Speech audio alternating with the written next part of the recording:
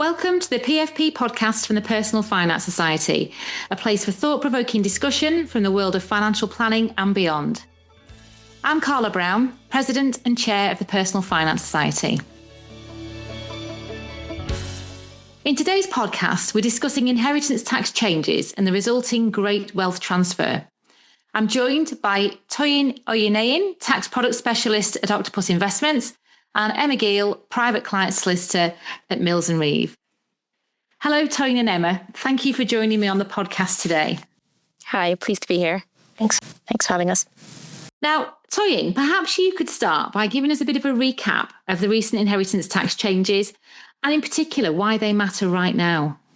So there were quite a few changes in the budget. The biggest, which everyone is talking about, is pension changes. That was quite a widespread impact on everyone that holds a pension effectively. So after April 2027, if you pass away holding a pension, any unused pension will now be subject to IHT. That's significant. I think the stat in October was the outstanding pensions were about 30 billion. And outstanding pensions, adding 40% onto that is enormous, as you can imagine. So that was probably the largest change that we saw. But there were a number of other changes. Emma and I were discussing this in the budget that impacts business owners as well. So business relief, or previously known as business property relief. So not everyone in the UK understands this relief, but business owners really do. So effectively, if you held a qualifying business, a trading business typically, you could get free from IHT if you passed away. After April 26, that relief is restricted. So I won't go into too much of the detail now, but effectively you don't get as much as you would have. So at a very high level for unquoted businesses, such as private company businesses, up to $1 million will now be free from IHT, over that 50% relief, whereas before you had the entire amount free from IHT. So you can think that's quite a significant amount for family businesses, intergenerational planning, which I know we're talking about today. Another key change for business relief was AIM shares, which now would have just 50% relief applied to that. So they don't get this allowance I just mentioned. That's one relief. And there's two other changes that happened in the budget. I'll talk really quickly about them, but some of them go under the radar a bit, but they're actually really important to understand. One is the allowances, the IHT allowances that you receive. So nil rate band, which is an allowance of about 325,000, and the residence nil rate band, which is relating primarily to your home, of 175,000.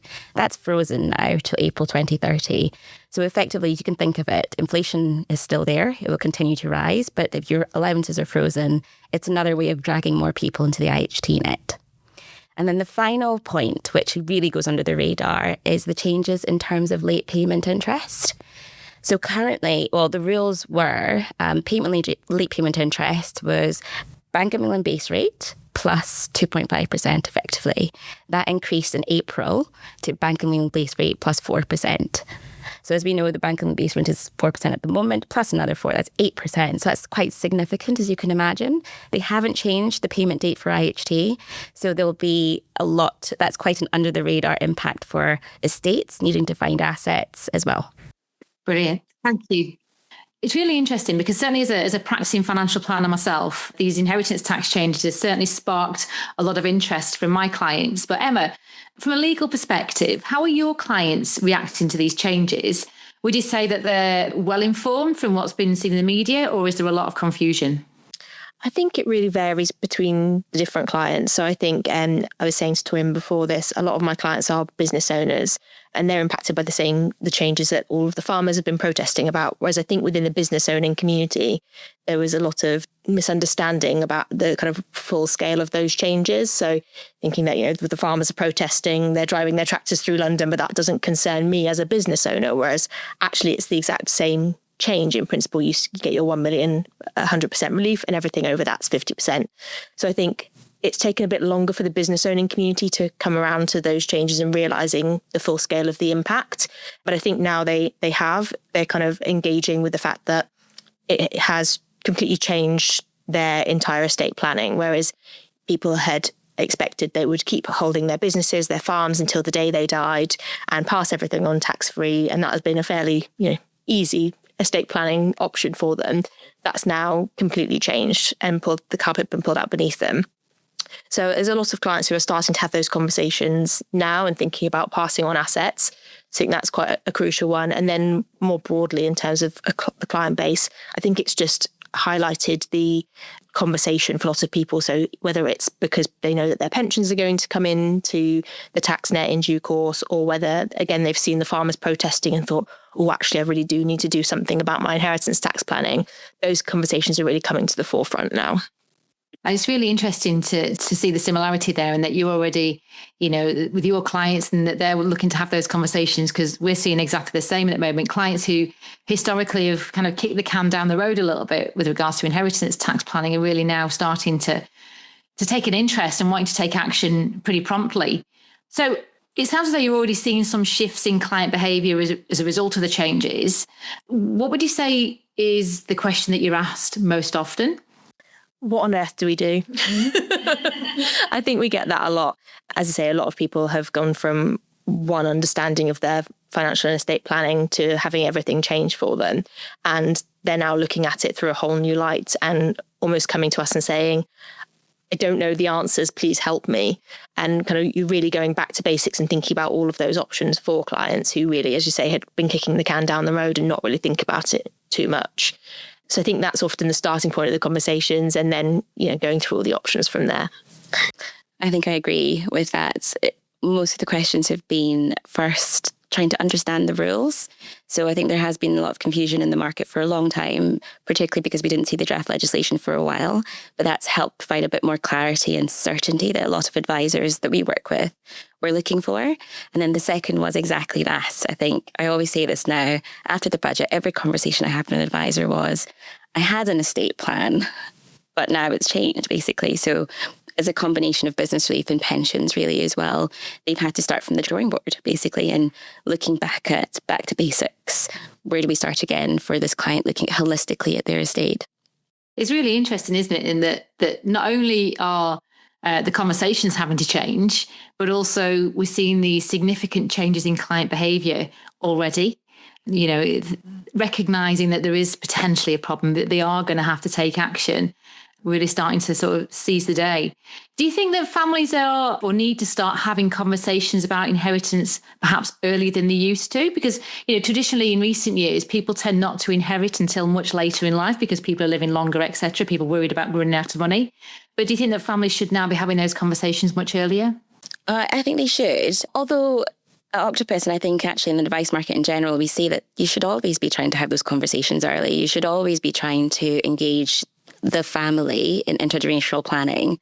But now, like you said, obviously, this has pushed it to the forefront. So it's flipped the script a little, in that it's clients that's going to advisors now to prompt this conversation, because they're very aware of what's happening in the press. They've heard this and it's everywhere.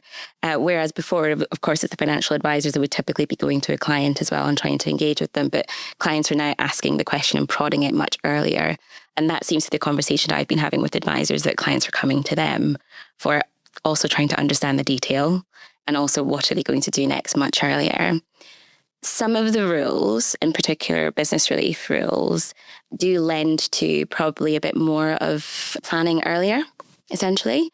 For example, this is just one, hopefully not too techie point of the rule that was only clarified reasonably recently. That £1 million allowance that we both discussed about on unquoted shares, that's reset every 7 years. So that typically should mean you should start looking maybe earlier. If you're considering gifting, if you're a bit younger, try to do that a bit earlier rather than later, which inherently prompts planning a bit earlier as well. But that's just one rule to show how planning earlier really works with these changes. Yeah, I agree. And I think that it's actually becoming more of a family discussion, whereas children might have historically waited for their parents to give them something. They know now that actually, particularly if you're talking about a business owning family, on that transition of wealth, if you wait until the death occurs, there's going to be a huge tax bill associated with it. And actually, what are the consequences of that going to be? The children are going to struggle to fund it. There's going to be questions about, how that's funded, the company is going to need to be sold and things like that. And so it's now, a full family issue. It's a business issue. And actually those discussions are happening more holistically within the family, and discussions are being had. And then, as a family unit, they're kind of coming to us for some advice. So I think as you say, there's more clients coming to us and wanting to know how it impacts them, what they can do, and the various kind of options available. Yeah, that's really interesting. I think I'm certainly seeing it becoming more of a family conversation in terms of, parents wanting to pass money down to children, but then needing to engage with the children as well to make sure anything we do in terms of gifting is not going to disadvantage them in any way. Is that still the right thing to do? So certainly completely agree. Getting the families involved as soon as possible is definitely the right thing to do. Do you think that the changes are influencing people's investment choices, or perhaps the structures that people are putting in place to protect the futures? Have you seen this at all? Definitely. I might split it up in between, probably talk about pensions, maybe for a light touch on that for a second. So pensions almost in a two-pronged, really. One is now people who are in later life, or as we say, the accumulation stage of their assets. They are obviously trying to find a way to get that pot or a portion of that pot back to being IHT friendly effectively as well. So that we're seeing probably a bit more drawdown, if possible, taking down 25% tax-free drawdown if that's available. So we're seeing more of that when we speak to advisors. But equally on the flip side, we're seeing those who are building their wealth now thinking, well, actually, should I be allocating a portion of my money elsewhere to other tax-efficient vehicles, ISAs, VCTs, or so on, as a way to still plan for the future, but understanding that not all my money is going to be free from IHT, if that was the reason you're planning for. So we're seeing a big change there. And then we're seeing changes more broadly on, as we see, particularly for family businesses or businesses more general, there are big, deep structural changes that they're looking at on how they both change not just the shares, how they're gifted amongst the family, but the share rights as well. Because by that, you can alter actually the value of the shares and how it's allocated to the family. So we're seeing both changes in the legal structures and changing and seeing how the business progresses over the years and when that business structure will change. So that's quite interesting to see. There'll be lots more work for lawyers as well in that bunch, but also for firms like myself. I think that's a really interesting point, and something that a lot of people don't understand, in that it's not just a matter of mum and dad just giving up all of their shares. Actually, there are things you can do behind the scenes to think about what is it you're actually gifting. Are you gifting capital value? Are you giving the dividend income? What happens with the voting rights? And each of those aspects has its own value, and so you have to be quite careful with what you do in terms of the valuation issues and that sort of thing. And just giving away the capital doesn't mean the shares you have and the voting no longer has any value to it. But actually, there's more we can do in terms of carving out some of those rights, thinking about what you're actually giving away, what you want to retain, and the options available there. It's not just my only planning option is to give away 100% of my shares and get rid of them and give them all to the kids, and the kids could run them up with the business. There are options available there. Exactly. Options for structuring and timing. So share rights can also have certain timings of when they change. So when you're not ready to pass on that much level of control, you can still have a level of control and giving some, as you say, value to the children, but it can change when you want to based on the legal structuring as well. So we're seeing more of that, definitely. I think for many clients, it's quite often a hybrid solution that's going to be the right thing for them to do, isn't it? As you say, not many people want to give away 100% of the shares in one go, for example. I'm certainly seeing with my private clients, as opposed to business clients, more of a willingness to consider insurance, for example, as a solution, whereas before they've never really shown an interest in that. But now, looking at a combination of perhaps some gifting, investing assets that qualify for business relief, putting in place whole of life insurance, gifting to VIVOS policies, all that kind of thing, which is, kind of a belt and braces approach, but something that I think, because it's been so prevalent in the media and there's been so much noise about it, people are now more willing to consider all the options available to them. So I think that's right. And, a lot of clients we're talking to about these options, there's options 1 through 4 in terms of, some gifting to spouses, making use of their allowances, outright gifts to kids, gifts into trust, insurance. But actually those options aren't mutually exclusive, and there's a combination you can do, and then you can play about with the share rights and which rights you're giving away to kids or into trust, and then kind of ensuring to cover the risk on the gift. So, we do these detailed reports for clients and hear of your options, and they can get a bit overwhelmed and say, well, I don't know which of these 4 things to choose. It's like, it's not about choosing which one. It's about looking at your estate planning as a whole. And these are all different options you can use in combination with each other, and kind of building that kind of portfolio of different options together to for different purposes, thinking about what you want to retain, what you can completely give away, what you still want to control in terms of voting rights, and that sort of thing. And then insuring for some of what you've still got a liability for. So it's not one option, one and done options. It's, lots of different things and a suite of things to do. Yeah, I suppose that principle should always have been the case to an extent. Almost the principles we talk about investing, you wouldn't put all your eggs in one basket. You should try to use a combination of estate planning strategies that work for you. I think what you're saying, Clara, is more relevant now because of the significant changes. People may be doing more of that, trying to use as much spread or as much of a spread of estate planning strategies as possible. But you should always be trying to diversify your estate planning options, I think. Yeah. So obviously we're clearly seeing an impact already in terms of the advice that we're being asked to deliver.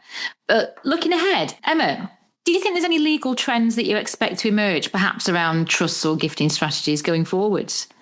Yeah, I think one of the conversations we're having with a lot of clients at the moment is in relation to gifting shares into trust before April, because there is that window now where if you gift shares now, you could claim full business property relief on the shares entering the trust. Obviously, going forward from April, the new regime will apply to the assets in the trust, but you've got that window now to put more than your 1 million in and get full relief on the entry charge. So a lot of clients thinking about that, because once we get to April, that is going to no longer be an option. And so I think that's accelerating a lot of the discussions. Again, like we've said, people are thinking about, I'll deal with it in the future. It's like, actually, you've got until April. If this is something you actually want to do, you need to make moves to do it now. And so I think that's a key one. And then the same other things that we've been talking about, making gifts, thinking about the share rights and moving on assets. And then I think one of the things that you'd alluded to in terms of drawdown from pensions, more people are drawing down, whether that be to look to make gifts of that income they're taking in order to get the exemption from gifts of surplus income. So there's lots of that sort of planning and those sorts of conversations happening at the moment.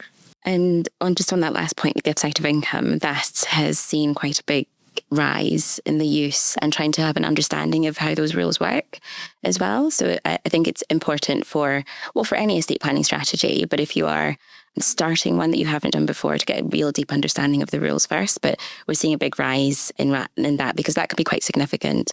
If met, there's no limit on the amount that can qualify. It's completely exempt from IHT if you meet the conditions. There's no 7-year gifting rule. So it's actually quite a really valuable way to manage for IHT, but understand the rules, of course. Brilliant. Just thinking about the work that we do with our clients, Toyin, do you think the role of advisors is going to need to evolve so we can support families through the wealth transfer going forwards? Yes, even more so now as a result of these changes. I know that we've talked about now there's a big push also from clients to have an understanding of what they need to do as a result of the changes. But before then, the role of the advisor has been talked about quite largely in the press in terms of we say it's so much now, but it's true, the great wealth transfer of, 5.5 trillion passing through the generations in the next 20 to 30 years. So the advisor's role there is to try to help that family continue that wealth and retain that wealth and build that wealth. So the role of the advisor in the next 20 to 30 years is significant in that, but it can be in various forms. We talk about this sometimes in Octopus. We have an intergenerational planning team, but everyone is quite different in their way that their approach is, the way that they digest information, the needs that they have at that point in time, as well as the needs they'll need in the future. So I think in the way that we see advisors' roles is definitely trying to touch base and interact with that family well before your main client passes away for two reasons. One, clearly for the client and their family. And it's harder to build a relationship once a client's passed away. That's just really difficult to do. You can do it, but it's not, as we say, organic and natural. So start early, but the advisor's role will be trying to also guide the younger generations to sound financial plans. So you'll see stats in the press that the majority of the UK don't have financial advisors. And that is also declining because there's not enough also fresh blood coming through in the advisor world as well, which needs to change. But it's a combination of people shying away for perhaps what they think of costs as well. So to kind of strip it back, I think the role of the advisor has been changing already as a result of intergenerational planning. It's going to change more from having to interact with families, having to have an understanding of how you interact with different generations of the family, having to consider if you're willing to take that family under your bonnet. And if you're doing that, could you alter your fees in any way to understand that maybe some of the younger generation can't afford your level of fees that the parents would, but it would bring them on in the long run and help to retain that wealth within that family? And how do you guide them, really, given that people have different understanding ages or understanding of finance, really, and what it means for them? So it's quite multifaceted. It's not an easy job. So I'm not jealous of the role of financial advisors because they have a lot to do, but it's quite a rewarding, I would imagine, to work with a family from cradle to grave. It is, absolutely. I can attest to that. And that kind of brings us nicely onto the idea of wealth passing through generations and the so-called third generation curse. Because obviously it's one thing to plan for tax and another one to make sure the next generation can actually handle that money well. How do you see that challenge? I think a lot of clients are really very mindful of it, and particularly where they are the generation or the second generation from building that wealth, and they've seen the work that goes into it or the work from their parents going into it, and the family has benefited from it and they're very grateful for it, but actually thinking ahead to what the next generation is going to do. And I think, a lot of those conversations are taking place and clients are really alive to the issue and thinking about, will planning, using trusts and things like that to help with some asset protection. And then also, more holistic conversations about prenups and postnups for the kids and that sort of thing to try and make sure that wealth can be kind of kept for the benefit of the family and not kind of squandered in generation 3. So yeah, I think it is something that a lot of clients are quite aware of and really building into their planning. Yep. I suppose another angle to that of what we're seeing a bit more is if a client is willing and able to allow the advisor to engage the beneficiary or the relevant beneficiary for a particular asset in the conversation, is actually bringing that on. Like, does that beneficiary want that asset when you pass away? Like, what assets is actually more relevant to pass on to them, which will mean more of a likelihood that they may retain it as opposed to what the fear is sometimes that they'll just dispose of it as soon as they inherit it. So it is actually not just making who the assets are going to, but bringing those beneficiaries on to say, actually, is this the right asset for you to receive as well? So it's really more of a deeper connection, really, on how the assets are passed and a collaboration, really, between parents and children. Yeah, definitely. And, having broader conversations with family and actually, as you say, bringing the kids into those estate planning conversations, and rather than just, mum and dad saying, this is what you're going to get, actually having those discussions earlier and coming back to that point that we've talked about, it being full family planning. It's not just, mum and dad coming in to see their advisor. It's, more holistic than that these days. I think that's right. It's as we kind of alluded to earlier, it's not just about what's right for the parents, perhaps, or the grandparents who were gifting the money, but it's thinking about the ultimate potential beneficiaries as well and their ability to handle money and their capacity to handle money as well. So on that theme, what practical steps do you think that families can take to help the next generation be more responsible custodians of wealth, inherited wealth? I think it comes back to the point you made and, bringing the kids in, having that financial education piece and having them as part of the family advising sphere, I suppose, in that coming along to some of those meetings, having their own advice, actually just developing their knowledge about how to manage money and the sort of wealth that they're going to come into one day.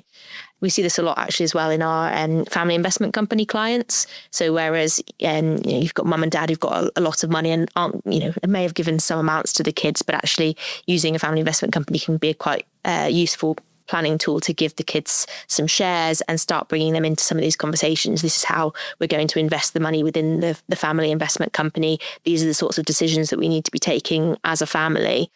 And just upskilling the kids and educating them as to what goes into managing these sorts of pots of money, and then having that within the kind of the family sphere, but then also their own personal assets.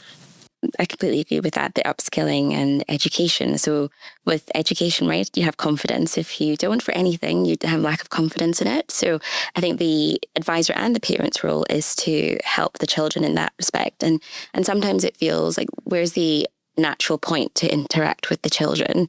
Well, there are different life points. So they're going to university, that's a touch point to interact with them. If they've got their first job, that's a touch point to interact with them. They get a promotion, that's a touch point to interact with them. They're buying their first house. So there are a number of times you can like embed yourself to help the client and the children for their life events as an advisor, to help upskill them by the time that they do inherit. They have a sound financial education and planning that the advisor may have supported them along those periods of time with the parents as well. And clearly, financial education plays a big part here, doesn't it? And very neatly, that's actually my presidential theme for the year. It's really important that we do involve young people in these conversations as soon as possible. I mean, certainly in my practice, as soon as a child turns 16, we bring them in for a financial discussion so we can talk about what they've got, what it does for them, and start to educate them about the finances. Through the PFS, we have volunteers who go out into schools and deliver financial education. But clearly, it's key that we do have these conversations fairly early on in the journey, particularly if somebody is inheriting potentially large sums of money further down the line, that they understand how that's going to work for them. Otherwise, it leaves them vulnerable to potential financial harm further down the line. So it's really important, I think, that we have these conversations. So if we bring this back to kind of day-to-day practice, what do you think that advisors need to be most aware of right now? So one of the concerns, or the primary concern for advisors, is obviously they're needing to advise and recommend on strategies, on rules that have changed and the detail they didn't know until now. So that has been the main concern from them. They're wanting to understand, how does this actually work for me to be able to plan really for my clients? So that's been one of the main points for them. And then the second is not just having the education from their perspective of understanding the rules, but really, how am I going to start again for my client with the time that they have?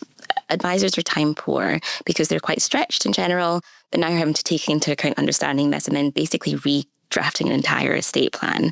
So I think that's another point that they're really focused on at the moment. So anything that can help streamline that for them, either in terms of efficiency in their administrative process or efficiency in understanding how the rules work, to help them really expose their time to support their clients. I think that would be a complete game changer for them. Octopus, we're trying to do a few things, keep it under the bonnet for now, but I think that's really key for them, understanding how this works so they can really help their client, and also giving them the time to be able to do this. Yeah, I agree. I think one of the other things that is something I've always felt quite strongly about, but I think is increasingly important, is having a kind of holistic suite of advisors. So rather than a financial planner or a solicitor or a tax advisor advising in isolation, having that, round table of advisors for a family, because, as you say, there's so much that's been announced recently, so many bits of legislation. We still don't have the final picture on what's going to be happening. And there's only so much any one person can know and understand, and actually having 3-4 people around that table advising in different capacities, having all looked at the same bits of legislation, having had different conversations with different clients, actually the clients themselves really benefit from that holistic approach, and just making sure that you've got the different angles being considered. So I think that's really quite an important thing for advisors going forward increasingly. Definitely. I think even before the changes, professional connections is so important. And now it's integral. Like you almost have to, as an advisor, I implore you, all advisors, to do this. It will support you in so many respects, both not just from an understanding perspective, but actually help you in your planning. Lean on any support that's available to you. And there's a lot out there as well. So definitely, I agree. I think you touched on a really insightful point there. I think that collaboration between advisors, solicitors, accountants, investment specialists is really key, particularly when we are looking at the intergenerational wealth transfer. We call it building a power team around the client, but if we can get all the professional connections in one place and around that table having the conversation, that's got to be a better outcome for the client, hasn't it? What do you think are the red flags for financial planners in the new environment? I mean, clearly there's lots of opportunities, and it's it's a real opportunity now for us to contact our clients to talk about the changes. Myself and my peers, we've got a load of clients who've never had an estate problem before, now suddenly have an inheritance tax situation. So it's obviously an opportunity there. But what red flags do you think we need to be aware of? I think it touches on the time restriction that advisors have, but it's just for them to be really aware that even though there is a time restriction there, it is really important, particularly in the light of consumer duty, to ensure that you are really looking at all options that could provide the best outcome for your clients. So I think that is a potential red flag, balancing that with the time that they actually have to do this. And given that we've said most advisors aren't now having to go back to the drawing board, so looking at the entire plan again. So that can be a lot of work. But the red flag is really while you are time poor, it's really important to try to consider all the options holistically for your clients. And also another red flag would be, it's good to do what you know well, but try to upskill yourself, not to shy away from things that are new and try new things. That's a balance to the red flag in terms of don't just go to your bread and butter. What more broader planning could be more impactful now for the client. So try to think outside the box, do things that are quite different as well, and use probably the breadth of the estate planning strategies that are out there now, given the changes. I think this has been a really, really interesting, useful conversation. Before we wrap up, perhaps if you could just give planners one golden nugget of advice for when it comes to IHT planning today. So in conversations with clients, for example, what would that one piece of advice be? I think advisors do this already, so I'm probably teaching here to suck eggs. To understand their core driver. So we are talking about money and money passing, but it's actually really to do with family and how they want to see their children, grandchildren supported and their family supported. So in any planning, really try to understand, which I do for when I speak to advisors, what's the core goal here? Like, what is the real driver for wanting to do this? And understanding that will allow you to plan properly around that, actually, to even suggest changes to what they think they should be doing. But if you go to the core goal of what they're trying to achieve, then actually the planning can be more robust. Yeah, I think that's a really good one. I think from my perspective, it would be the point that we've kind of already touched upon about having that team around the clients and making sure you lean on the other advisors and not expecting, or not taking it all upon yourself to know the answer to every question, and have that team around, lean on people and, provide the best outcome for the clients in that way, rather than expecting you to be the kind of central pillar and drive everything from there. And having that team can be really, really beneficial. Like you say, a power team.